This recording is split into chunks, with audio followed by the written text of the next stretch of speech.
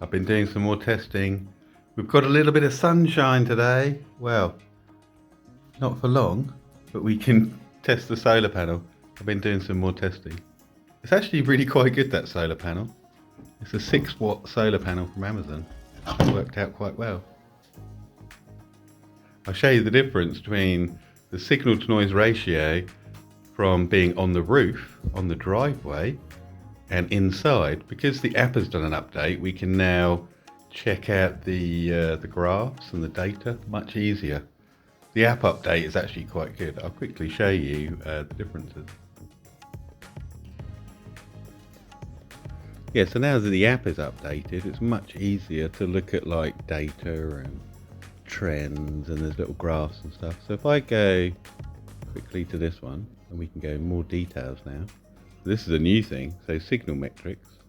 And what we can notice, I find this interesting. The first part of the graph, this was when the antenna, the node, was on the roof. And we can see how the RSSI, received signal strength, is better. And the signal noise ratio varies actually quite a lot.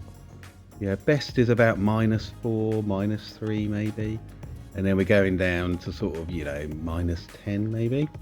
Then what I did was I've been messing around with the sensors, and I didn't want to go on and off the roof all the time, so I put it on the driveway. So this part is when it's been on the driveway for say a day or so. And you can see the difference. So the received signal strength has got worse. The signal to noise ratio has got worse. Quite consistent, but it's got worse. And then I've come inside, so this part is for a day, and then I've been soldering a Cat5 cable onto the temperature sensor and various things. So we can see the difference just from being outside on the roof, on my driveway, inside the house. So inside the house, it is literally on the limit, and we now have a new thing on the app, which is quite cool. Realistically, to push your RSSI up, you've got to have a good signal to noise ratio. If you're hitting -20 on your signal to noise ratio, your RSSI is never going to go very high. So I find all this quite interesting. It's much more stable inside. It's more noisy, outside in the driveway. So it's more noisy, but more stable. And then inside again, apart from this last little bit where I've been messing around. Oh, we're missing the sun now. I put on a little bit of wood so we can get a little bit of sun. That solar panel is pretty good, you know. It's supposed to be 6 watts. Well, the solar panel might be. The output might not be. But I was getting 5 volts at 700 milliamps, and we're on the 2nd of November. That's pretty good, isn't it? So I just need to sort out all my bits and pieces. But yeah, pleasantly surprised that if the sun comes out, December's going to be the difficult one, but we're now in November. There is plenty enough energy as long as it's not a complete grey out, because that can be a bit of the issue. Is in the UK you can have a week when it is just grey, so they're going to be the tricky days. But apart from that, I think this can pretty much stay outside all the time. So unless it gets really cold and we have a problem charging the batteries, or if we have a couple of weeks of just grey, I might have to bring it in and just charge it,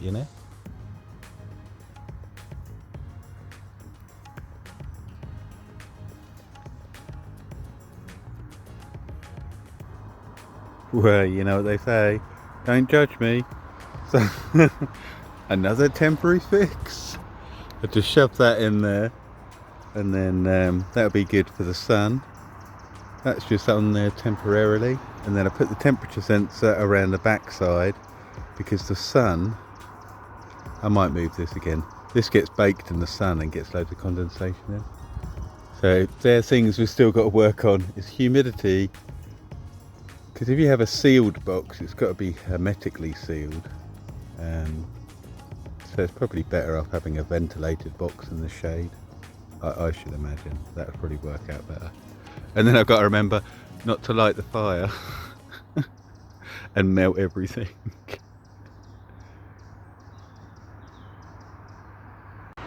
All quick, last bit of sun on the solar panel for the day. Oh, you can see by the leaves, we're in autumn. But yeah, if the sun comes out, there's actually quite a lot of power in that sun.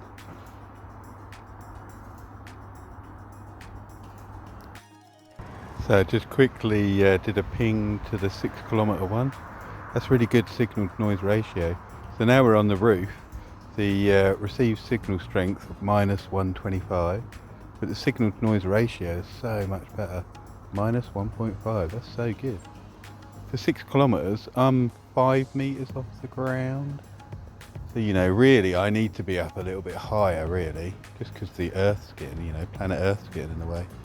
So 6 kilometres with the curvature of the Earth and me only 5 metres, and then you got the Fresnel zone as well to think about, you know.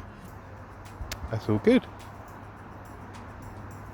And we're still getting 74 milliamps, 4.4 volts, and it is quite grey now. 2:30, sun's behind a cloud.